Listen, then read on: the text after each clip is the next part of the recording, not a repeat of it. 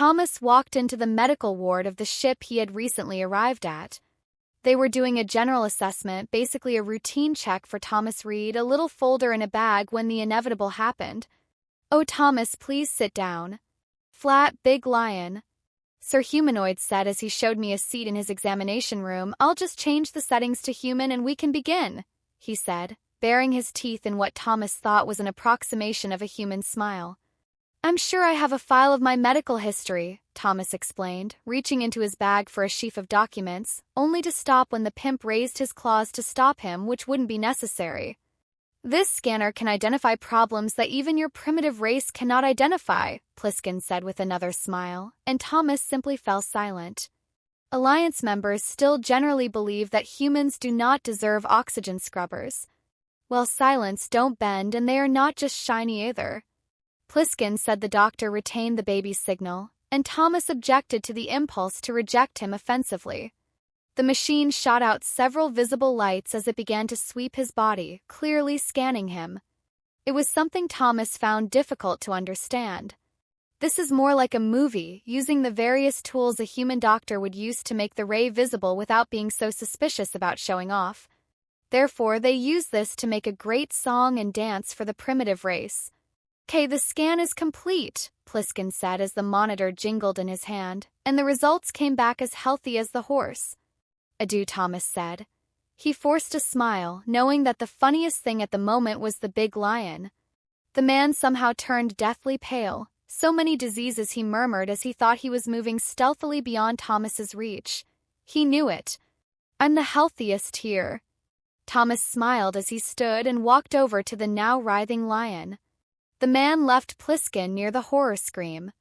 "Okay, tell me, DOC, your scanner," said that Thomas asked his scanner and focused his attention on the currently cornering doctor. "There are countless traces of viruses and diseases in your body. If I didn't know your race was so primitive, I would have suggested you were a bioweapon," Pliskin said, looking back at Thomas. "Oh," who asked Thomas curiously. Pliskin just pulled the screen to the bigger screen and read it. Thomas could not see where the fear was that caused them. "I only see the usual stuff and the remnants of vaccines," Thomas said, giving the list a read. "Usual stuff," Pliskin repeated in a higher octave. "Yeah, chickenpox, the common cold, a tetanus shot here, and the usual childhood vaccines," Thomas explained, pointing to each corresponding disease. "These are common diseases." Pliskin's, in growing shock, said, "Yes, it's much worse where I am." Thomas shrugged, and he contacted me to get his medical history. "Okay, what about these genetic abnormalities?"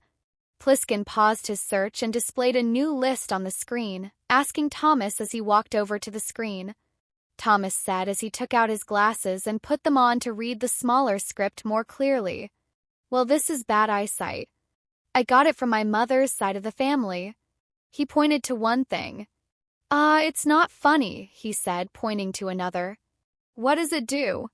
Pliskin asked, what quickly became morbid. "Obsession made me miserable."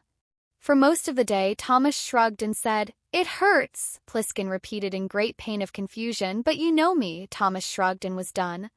"You have a medical condition that causes you to be in constant pain and you seem apathetic," Pliskin asked, trying to deal with the anomaly. His lack of medical expertise could not have prepared him for his genetic condition. "Not much to do but endure." Thomas shrugged again and continued reading the list. However, Pliskins looked around and indicated that he suspected the man was exaggerating. After all, people come from a primitive world with turbans on their hands. He offered it to Thomas.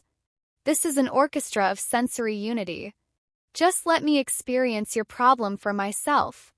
Allow me to identify specific diseases," Pliskin said, as he near threw the band at Thomas, not wanting to get near him. "Oh sure," Thomas agreed, putting it on his head.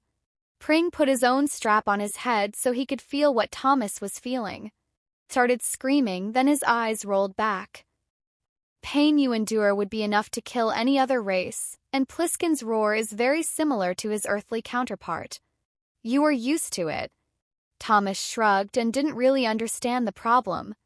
Some pain and arthritis are not interesting in early attacks, but crying doctors is not much.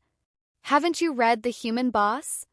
The frustrated nurse asked Prinkin to whisper to himself and then encountered the nurse's bleary glare.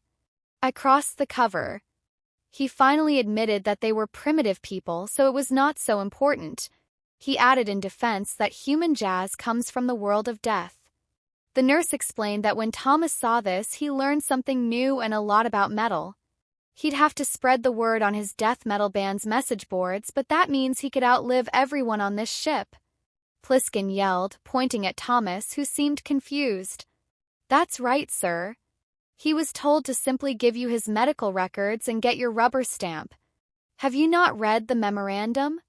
Nurses definitely require Pliskin.